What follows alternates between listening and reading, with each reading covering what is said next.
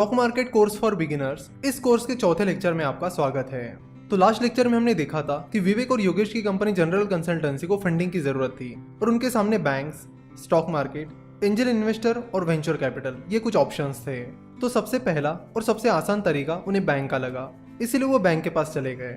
जैसे ही उन्होंने बैंक के ब्रांच मैनेजर से बिजनेस लोन से रिलेटेड बात की तो उस ब्रांच मैनेजर ने उन्हें बताया कि वो बैंक विवेक और योगेश की कंपनी जनरल कंसल्टेंसी को लोन नहीं दे सकती क्योंकि कंपनी के पास उतने कोलैटरल नहीं है, यानी जनरल कंसल्टेंसी के पास सफिशिएंट कोलैटरल नहीं है, यानी गिरवी रखने के लिए सफिशिएंट एसेट्स नहीं है और उनकी कंपनी का वैल्यूएशन भी सफिशिएंट नहीं है, जिसकी वजह से बैंक उन्हें लोन नहीं दे सकती। बैंक एंजल इन्वेस्टर्स की तरह आइडिया और फ्यूचर ग्रोथ के बेसिस पर लोन नहीं देती है। बैंक बड़े लोन्स कोलैटरल के बेसिस पर देती है।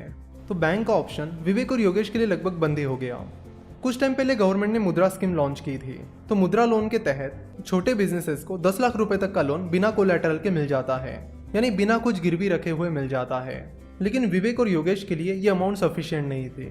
फिर उनके पास 3 ऑप्शंस थे, एंजल इन्वेस्टर्स, वेंचर कैपिटल्स और स्टॉक मार्केट। अगर स्टॉक मार्केट की बात की जाए तो early stage startups stock market से पैसा नहीं उठा सकते। जिन कंपनीज का प्रूवन ट्रैक रिकॉर्ड है, पिछले कुछ सालों में अच्छा खासा बिजनेस परफॉर्मेंस है, वही कंपनी स्टॉक मार्केट से पैसा रेज कर सकती है। विवेक और योगेश की कंपनी जनरल कंसल्टेंसी एक बहुत ही नई कंपनी थी। वैसे भी स्टॉक मार्केट के जरिए पैसा उठाने की प्रोसेस थोड़ी लंबी और एक्सपेंसिव होती है। जिस कंपनी को स्टॉक मार्केट से पैसा उठाना है उसे पहले इन्वेस्टमेंट बैंक्स को हायर करना होता है, फिर DRHP that is draft red herring prospectus बनाना होता है और उसे SEBI that is securities and exchange board of India जो कि कैपिटल मार्केट का रेगुलेटर है उसे सबमिट करना होता है और फिर आगे ये प्रोसेस चलती रहती है। इस प्रोसेस के बारे में भी हम किसी एक लेक्चर में डिटेल में बात करेंगे।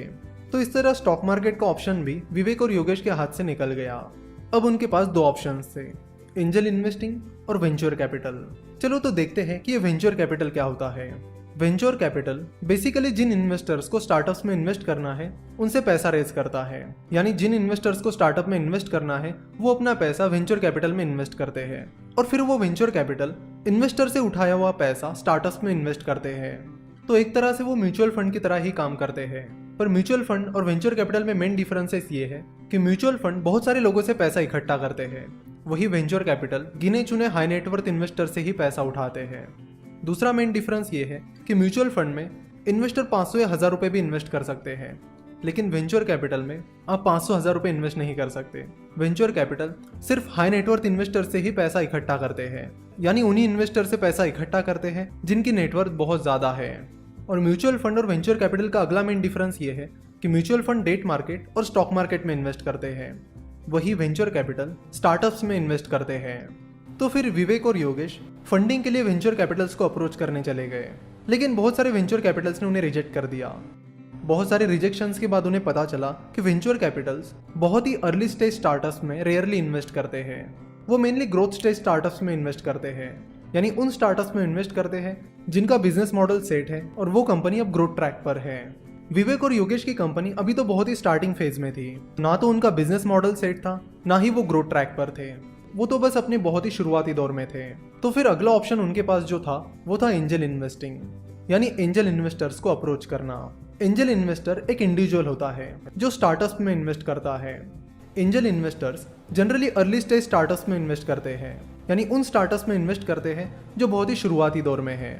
तो विवेक और योगेश की कंपनी अभी शुरुआती दौर में थी, इसलिए उन्होंने एंजल इन्वेस्टर्स को अप्रोच करना शुरू किया। तो फिर वो एंजल इन्वेस्टर्स के साथ मीटिंग फिक्स करने लगे और उन्हें अपना बिजनेस प्लान बताने लगे कि इस तरह से हमने बिजनेस शुरू किया है, इस तरह का एक्सपर्टीज हमारे पास है और ये प्रॉब्लम है जिसे हम सॉल्व करना चाहते हैं। तो शुरुआत में 3 एंजल इन्वेस्टर्स ने विवेक और योगेश के आइडिया को रिजेक्ट कर दिया और उन्हें फंडिंग नहीं दी, लेकिन फिर भी विवेक और योगेश ने हार नहीं मानी।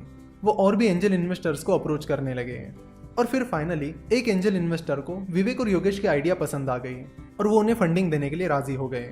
मान लेते कि उस एंजल इन्वेस्टर का नाम रोहन पटेल है। तो मिस्टर रोहन पटेल से विवेक और योगेश की कंपनी जनरल कंसल्टेंसी को 2 करोड़ की फंडिंग मिल गई। तो इस तरह जनरल कंसल्टेंसी को पहली फंडिंग मिल गई। इस फंडिंग की मदद से विवेक और योगेश अपना बिजनेस आगे बढ़ाने लगे, जिसके चलते जनरल कंसल्टेंसी का रेवेन्यू बढ़ने लगा और कंपनी अच्छा परफॉर्म करने लगी। ना सारी चीज़ें अच्छे से चलने लगी, जिसके चलते विवेक और योगेश को लगा कि उन्हें और फंडिंग उठानी चाहिए ताकि वो अपने बिजनेस को और ज़्यादा तेज़ी से बढ़ा सके। तो इस तरह विवेक और योगेश का बिजनेस अब ग्रोथ ट्रैक पर आ गया था। तो अब आपको बताना है कि विवेक और योगेश नेक्स्ट फंडिंग कहाँ से उठाएंगे, बैंक से, स्टॉक मार्केट से या वेंचर कैपिटल से। तो नेक्स्ट पार्ट में हम इस स्टोरी को आगे कंटिन्यू करेंगे। आशा करता हूँ कि आपको आज का ये लेक्चर पसंद आया होगा।